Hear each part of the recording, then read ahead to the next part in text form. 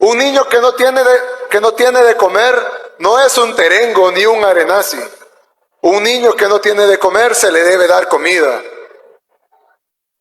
Y nosotros, como seres humanos, como salvadoreños, estamos en la obligación de brindarle alimento. Un joven con el sueño de superarse y apoyar al país no es un vago ni un bueno para nada. Es un joven con energía, con deseos, el motor de nuestro país, y estamos en la obligación de apoyarlo. Una mujer que le ha tocado ser madre y padre, que debe mantener y a la vez cuidar a sus hijos, no es una carga social. Es una oportunidad de ayudarle a ser productiva para su país y darle una mejor calidad de vida. Conseguimos la emancipación de España cuando los europeos criollos decidieron que debían quitarse el yugo de los peninsulares y proclamar nuestra independencia de la corona. Nos guste o no el resultado de esa independencia, dimos un pequeño paso para ser un poquito más independientes.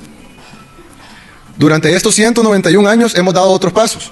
Dimos un paso con los levantamientos indígenas, dimos otro paso más con la lucha popular que resultó en el conflicto armado, dimos otro paso con los acuerdos de paz. Ahora mi generación recibe un país más democrático, con derecho universal al voto. Recibimos un país en donde podemos decir lo que queramos y en donde la mujer, al menos nominalmente, tiene el mismo derecho que los hombres. Definitivamente recibimos un país un poquito más independiente. Pero también recibimos un país pobre, enfermo, desigual, injusto, abandonado, subdesarrollado. Somos independientes de la península ibérica, pero no somos independientes de la ignorancia ni de la pobreza. ¿Acaso somos independientes cuando cientos de miles de hermanos se acostarán con hambre esta noche? Somos independientes cuando muchos de nuestros niños no pueden ir a la escuela por tener que ir a cargar algo tan básico como es el agua. Alguien podría decir, si dimos todos esos pasos, ¿por qué no vamos a dar este? ¿Por qué no podemos dar el siguiente paso? El paso de la igualdad y el progreso. Pero no dar ese paso es precisamente la amenaza que vivimos ahora. Pero decía hacer algo que beneficia a 1,5 millones de estudiantes. Decía darles uniformes, zapatos y útiles escolares. Inmediatamente las fuerzas del status quo saltan y luchan porque todo siga igual, o incluso peor. Saltan a la carga diciendo que es asistencialismo, que no hay que darle el pescado a la gente, hay que enseñarles a pescar. Desfilan los argumentos que de qué sirve darles uniformes si no les damos buena educación. ¿De qué sirve darles un vaso de leche y alimentar su estómago si no alimentamos sus mentes? ¿Cómo se nota que los que dicen eso siempre tuvieron zapatos al igual que yo? ¿Cómo se nota que al igual que yo siempre tuvieron un vaso de leche cuando lo querían? No conocen la historia del niño que camina a la escuela descalzo con los zapatos en la mano para no ensuciarlos. No saben que para muchos de esos niños el uniforme es la única manera de asistir a la escuela y no sentirse diferente a sus compañeros. No entienden que una gran parte de nuestro pueblo no puede comprar un cuaderno para que sus hijos, nuestros estudiantes, anoten sus clases. ¿Cómo puede nuestro país ser independiente con niños sin zapatos para ir a la escuela? Alguien me dijo una vez, regalar cosas es asistencialismo. Entre más regales, la gente más va a querer. Y al final tendrá una sociedad que dice deme en lugar de una sociedad que trabaja. ¿Cuánto miedo le tengo a las palabras que suenan como verdad? Asistencialismo, ¿qué hay de nuestros hijos? Imagínense si cuando naciera les dijéramos, no puedo asistirte, tenés que vértelas por ti mismo. ¿Qué tal si en honor al asistencialismo no le diéramos comida, vestido, medicinas o cuidado? ¿Acaso no tratamos de darle todo a nuestros hijos? ¿Acaso no los mandamos a la escuela y luego a la universidad? Incluso estoy seguro que muchos de ustedes siguen apoyándolos y ya son profesionales. Y los van a seguir apoyando hasta que ya no tengan fuerzas para apoyarlos más. Pues los hijos de nuestra independiente patria también necesitan de nuestra asistencia. Nadie habla de tener todo fácil. Hablamos de necesidades básicas como poderse dormir sin miedo a la lluvia, o que nuestros jóvenes no caigan presos de las maras, y que un niño que nació pobre no esté condenado a morir pobre. Entonces, y solo entonces, nuestro país será independiente. ¿Qué independencia podemos tener cuando nuestro país vive de lo que nuestros hermanos lejanos envían en remesas? ¿Qué independencia podemos tener cuando no podemos producir ni siquiera lo que consumimos? ¿Qué independencia podemos tener cuando el rico le dice al pobre que merece ser pobre y el pobre aplaude? A ustedes, representantes de nuestros países amigos, yo les quiero agradecer con toda humildad todo lo que han ayudado a nuestro país. Sé lo que las naciones como las que ustedes representan han aportado en esfuerzo, en tiempo, incluso en dinero. Pero ni toda la ayuda del mundo es suficiente si no podemos ayudarnos a nosotros mismos. Si como salvadoreños no solo no ayudamos a nuestros hermanos que más lo necesitan, sino que criticamos a los que lo hacen llamándolos comunistas o revoltosos. ¿Acaso darle de comer a tu hermano es ideológico? ¿Acaso enseñarle a leer o darle un cuaderno y un lápiz para escribir es comunista. Cuando piensen que alguien está gozando de algún asistencialismo, piensen en todas las asistencias que ustedes recibieron, las personas que les ayudaron a llegar a donde están ahora. Quienes estamos aquí, ¿acaso no recibimos ninguna asistencia? ¿Acaso no le debemos a mucha gente nuestros logros? A nuestros maestros en la escuela, a nuestros padres, a los amigos con los que nos desvelamos estudiando. ¿Ahora qué vamos a hacer? ¿A quién le vamos a tender nosotros la mano? ¿O nos vamos a escudar en el argumento del asistencialismo para justificar nuestro egoísmo? Yo estoy aquí parado en este podium con este pequeñísimo cargo de alcalde de un pueblito. Pero estoy aquí porque hubo mucha gente que creyó en mí. Porque hubo mucha gente que me asistió, dándome educación de calidad, alimentación, salud, seguridad y amor. Y ahora que estoy parado aquí, frente a ustedes, tengo la obligación de aprovechar esta oportunidad para pedirles que nos ayuden a crear un país donde todos nuestros jóvenes tengan las mismas oportunidades que yo tuve. Donde si alguien trabaja duro y cumple las reglas, sepa que puede tener una vida digna y un futuro mejor para su familia. Ayúdenos a construir un país en donde nuestros maestros estén bien pagados, en donde los campesinos sean dueños de su tierra y en donde nuestros médicos tengan en sus manos los insumos para curar a nuestros enfermos. Ayúdenos a construir un país en donde darle de comer al pobre no sea considerado despilfarro, en donde cobrarle impuestos justos al rico no sea considerado comunismo, y en donde el que tiene más pueda tenderle la mano al que tiene menos y decirle, ven acá, mi hermano. Este mundo ya no se debate entre el capitalismo y el comunismo. Esa guerra ya terminó hace mucho. Ambos sistemas absolutos fracasaron. En este mundo se debate cómo generar progreso con igualdad, urbanismo con medio ambiente, desarrollo científico con ética. Ayúdenos a insertarnos en ese debate, ayúdenos a sacarnos del pasado y poder empezar a construir nuestro futuro. Mi país debe luchar cada día por ser más independiente, pero principalmente independiente del yugo de la forma de pensar del pasado, principalmente independiente de la codicia, el desinterés y la desigualdad. El día que logremos eso, que demos ese otro paso, ese día seremos realmente independientes. Sobre cómo alcanzar sus metas y cómo alcanzar sus sueños si se lo proponen. Sobre la forma en que pueden ver el futuro y que todos ustedes tienen por delante toda su vida y cómo pueden aprovechar las oportunidades que se les presentarán. Pero después de haber escrito algunas cosas, decidí que mejor les contaría una historia real y que sintetizara el mensaje que les quería dar. Estoy seguro que muchos de ustedes tienen sueños que créanlo o no pueden volverse realidad. Les quiero contar la historia de Alfredo, quien es dueño de una hacienda de caballos en San Isidro. Realiza reuniones con jóvenes en donde les da charlas de cómo alcanzar sus sueños. Un día en una de las charlas dijo, les quiero contar por qué hago estas reuniones, les quiero contar por qué doy estas charlas. Todo empieza con la historia de un niño que era hijo de un entrenador de caballos. Su padre iba de establo en establo, de rancho en rancho entrenando caballos, y viajaba por todo el país con su hijo para hacerlo. Un día, cuando el joven estaba en bachillerato, su maestra pidió a todos los alumnos que hicieran un escrito exponiendo lo que querían ser cuando crecieran. Esa noche el muchacho escribió 7 páginas describiendo su sueño de cómo algún día tendría una hacienda de 100 manzanas. Incluso dibujó las locaciones de los edificios y los establos y el plan detallado de su casa dentro de la hacienda. Él puso mucho empeño en su trabajo y pasó toda la noche haciéndolo. El día siguiente se le entregó a la maestra muy contento de que había hecho un buen trabajo. 2 días después recibió de regreso su trabajo con un 5 de nota en la portada. Le preguntó a la maestra por qué le había puesto esa nota. La maestra le dijo, esto es un sueño no realista para un joven como tú. No tienes dinero, vienes de una familia sin recursos y sin posibilidades de este tipo. Tendrías que comprar la tierra, los caballos, construir todo esto y mantenerlo los primeros meses antes de que empiece a dejarte dinero. No hay ninguna posibilidad de que lo logres y siento que eres un muchacho con potencial y que si te esfuerzas podrás lograr cosas buenas para ti, pero tienes que ser realista si algún día quieres lograr algo. Vuelves a escribir tu trabajo y te enfocas en algo pequeño y realizable, puedo cambiar tu nota. El muchacho se fue a la casa y le preguntó a su padre qué debía hacer, pero su padre le dijo que ya que era su sueño, debía ser él quien lo cambiara o modificara si él así lo quería. El muchacho pensó toda la noche. El día siguiente llegó donde la maestra y le dijo, quédese con sus 5, yo me quedo con mi sueño.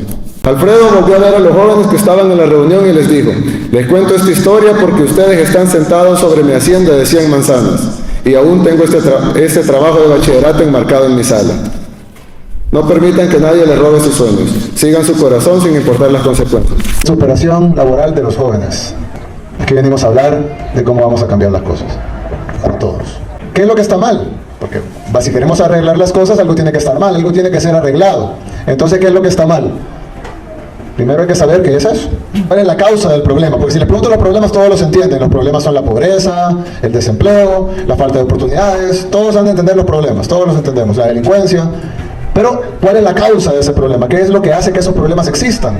Entonces, alguien como buena persona de izquierda pudiera decir la oligarquía. La oligarquía es la culpable. Porque ellos vinieron en barcos hace 500 años, se apropiaron de las cosas y esclavizaron a la gente. Es verdad. Es verdad. El que diga que es mentira, miente. Pero esa ya no es la causa de los problemas. La oligarquía ya no tiene todo el poder. ¿Quién pudiera decir, bueno, si no es la oligarquía, entonces el problema es el gobierno? Si este gobierno no ha hecho nada. Y puede ser verdad. Los gobiernos lo ponemos nosotros. Los gobiernos dependen del país. Los gobiernos funcionan dentro de un sistema. Entonces no puede ser solo el gobierno el problema. Entonces alguien puede decir, bueno, el problema entonces es la educación. El problema es que los salvadoreños no estamos lo suficientemente educados para elegir buenos líderes. Y esos líderes nos van a llevar a un mejor futuro. Necesitamos educación. Y es cierto, necesitamos educación. Pero, ¿por qué no la demandamos? Porque si tenemos elecciones libres, no son perfectas, pero son libres. Entonces, tenemos elecciones, nosotros votamos, somos más fuertes que cualquier oligarquía o cualquier gobierno. Entonces, ¿por qué no cambiamos la educación? Entonces, sí, la educación es un problema, pero ese no es la causa del problema de nuestro país. Entonces, alguien diría, son los medios de comunicación que nos están adoctrinando toda la vida.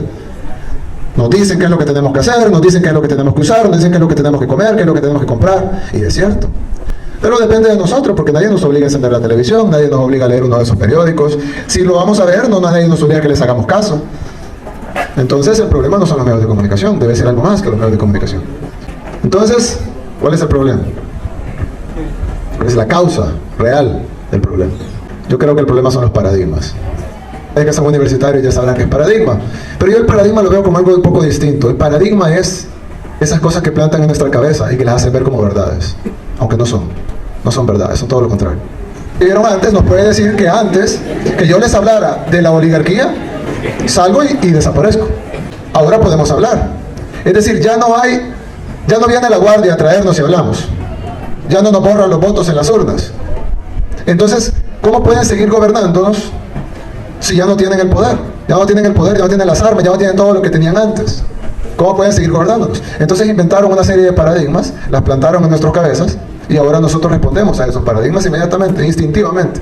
Paradigma, un ejemplo de paradigma. La política es mala. Bueno, aquí ya lo dijo. Bueno, se fue, pero aquí ya lo dijo.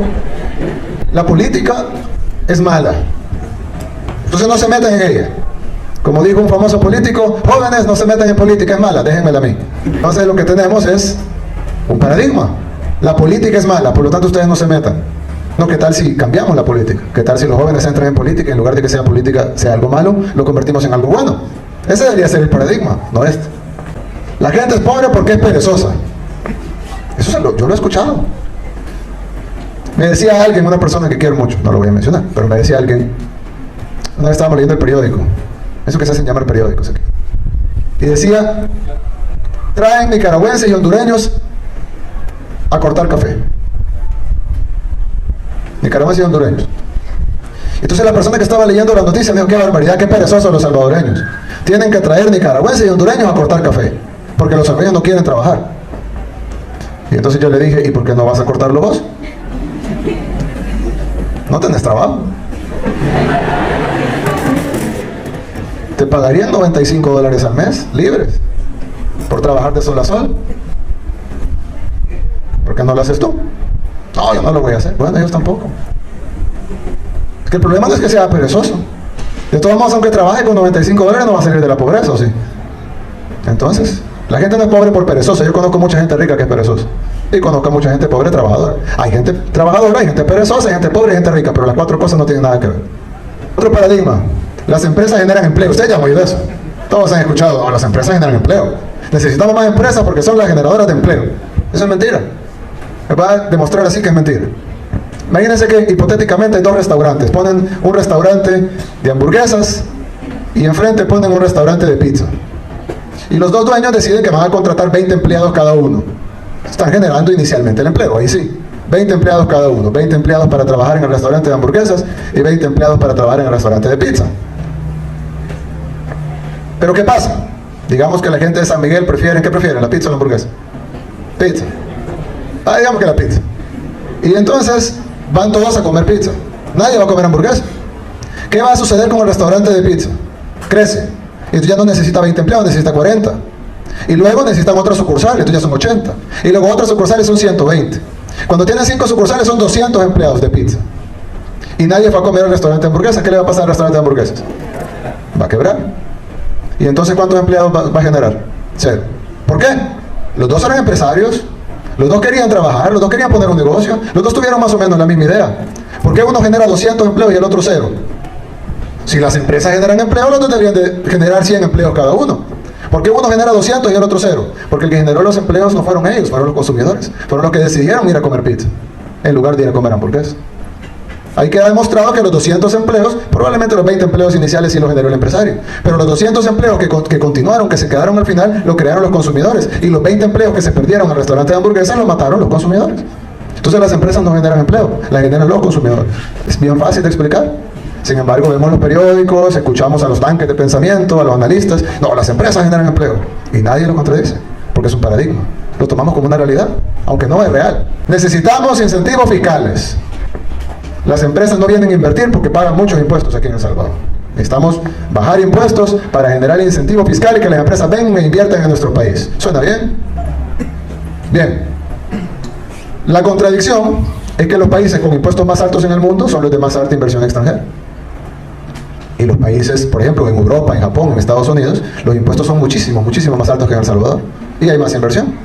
Y países que tienen menos impuestos que El Salvador, como algunos países de África o Haití, no tienen empresas. Entonces uno diría, bueno, ¿y qué pasa? Bajo esa teoría, Haití y los países de África que no tienen impuestos o que tienen impuestos bajos deberían de estar llenos de empresas. Y países con impuestos altos como Japón no deberían de tener ninguna empresa. Los empresarios no invierten a donde es más barato. Si no, el municipio de Chirilagua tuviera la mayor cantidad de empresas. Los empresarios invierten donde es más rentable. Por eso es que San Salvador, el municipio con impuestos más altos del país, es el que tiene más inversión. Porque es más rentable invertir en San Salvador que invertir en Chirilagua. Entonces la realidad es que no tenemos que ser los más baratos. Además siempre va a haber alguien que nos va a ganar en barato. Siempre va a haber una maquila en Bangladesh que esté dispuesta a hacer más barato las cosas que nosotros. La clave es ser competitivo, pero para ser competitivo debemos de ser rentable. Debemos tener una población educada y un consumidor fuerte para que haya gente para trabajar en las empresas y haya consumidores que compren los productos. Entonces no es cierto que necesitamos incentivos fiscales. ¿Ya han escuchado el despilfarro?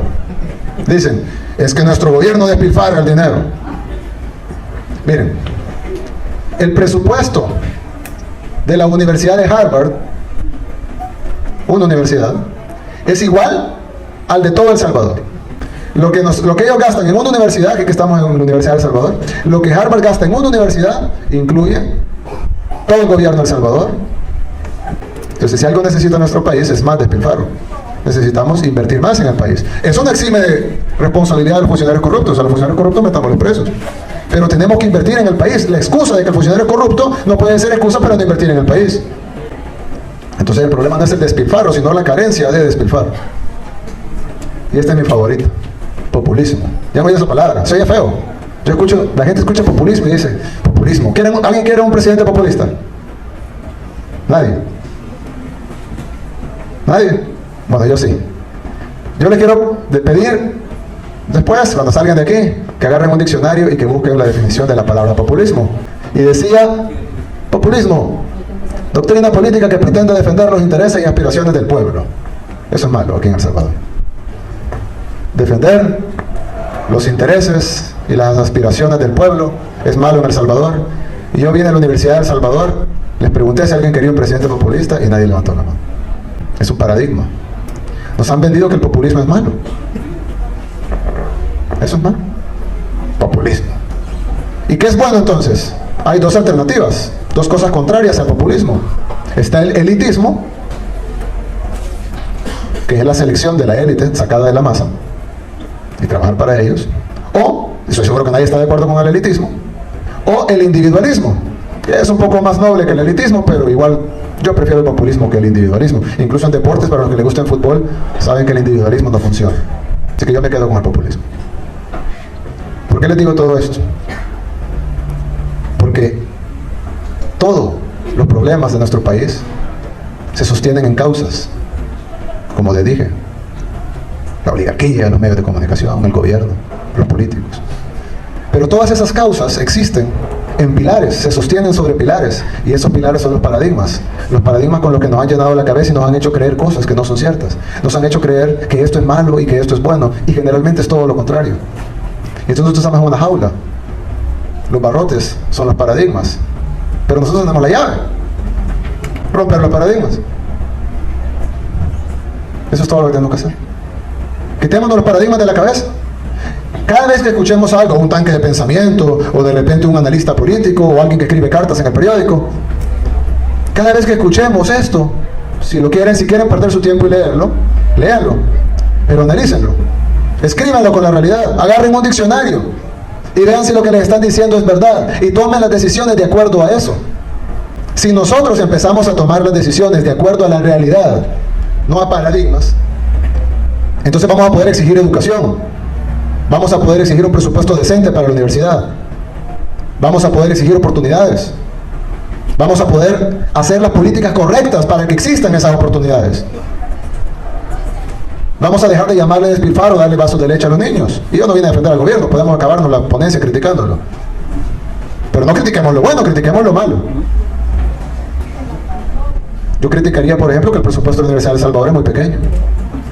Yo criticaría, por ejemplo, que el presupuesto de educación es muy pequeño. No que es muy grande. Quitemos los uniformes porque así podemos pagar la calidad educativa. ¿Y por qué no podemos hacer las dos? Es más, les voy a dar una idea. Con los 1.100 millones de evasión fiscal que hacen los ricos en el país, podemos pagar uniformes, calidad educativa, hospitales, salud. Construimos un hospital en cada municipio del país y nos sobra dinero. Ahí es donde tenemos que estar discutiendo. No en los uniformes, en los zapatos y el vaso de leche. Pero todo esto, no podemos tirar media hora hablando de uniformes y zapatos y vasos de leche. Pero ese no es el problema, esa es la consecuencia de los paradigmas. Entonces, ya que aquí la mayoría son jóvenes, quitémonos los paradigmas, no los aceptemos. Cuando escuchemos algo, critiquémoslo, evaluémoslo 2 veces, preguntémonos por qué. Y entonces vamos a poder cambiar nuestro país.